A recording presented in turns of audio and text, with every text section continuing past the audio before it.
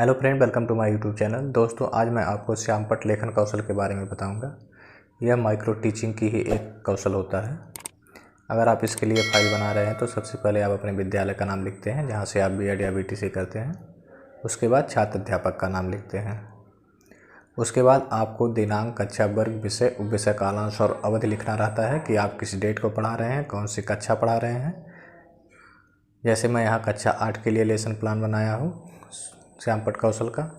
विषय है गणित और उपविषय है अंकगणित, और जिसका प्रकरण है परिमेय संख्या। कौशल के घटक, श्यामपट्ट कौशल के जो घटक होते हैं, इन्हीं घटकों को ध्यान में रखते हुए ही हम लेसन प्लान तैयार करते हैं। जैसे दो अक्षरों के बीच समुचित स्थान, हम श्यामपट्ट पर कुछ अक्षर लिखेंगे तो उनके बीच में स्थान समुचित होना चाहिए। अक्षरों का आकार, अक्षरों की चौड़ाई और मोटाई, शब्द वाक्य सीधी रेखा में होना चाहिए। मतलब अगर आप श्यामपट्ट पर कुछ लिख रहे हैं तो सीधी रेखा में होना चाहिए, टेढ़ा नहीं होना चाहिए। लिखी गई पंक्ति समांतर हो। ध्यान आकर्षित करने के लिए रंगीन चाक का प्रयोग आप कर सकते हैं।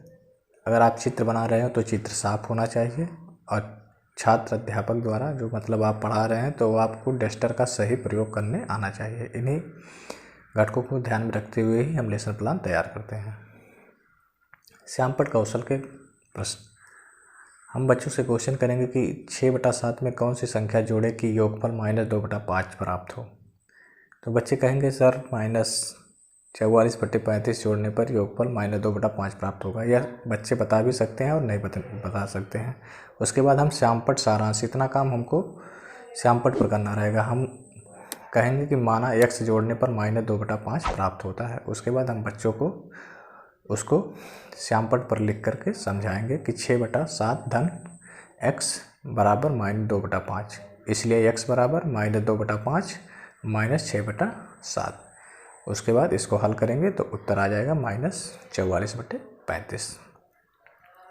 उसके बाद हम बच्चों से दूसरा क्वेश्चन करेंगे कि परिमेय संख्या 6/7 एवं 5/4 का अंतर कितना होगा।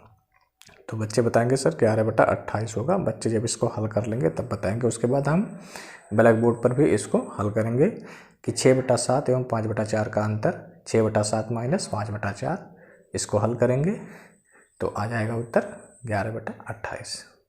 उसके बाद हम तीसरा क्वेश्चन बच्चों से करेंगे कि परिमेय संख्या 4/5 का योगात्मक प्रतिलोम क्या होगा। तो बच्चे बताएंगे -4/5।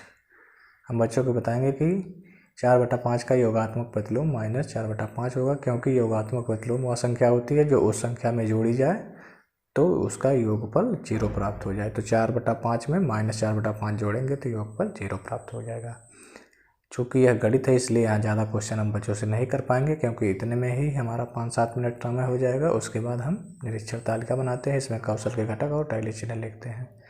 जो निरीक्षक रहता है, आपने कितने घटकों का प्रयोग सही किया है उसके लिए यहाँ पे सही का निशान लगाता है। उसके बाद सुझाव आलोचना का, निरीक्षक को आप कुछ बताना रहता है तो यहाँ पे अपने विचारों को व्यक्त करता है। उसके बाद हस्ताक्षर निरीक्षक और हस्ताक्षर पर्यवेक्षक।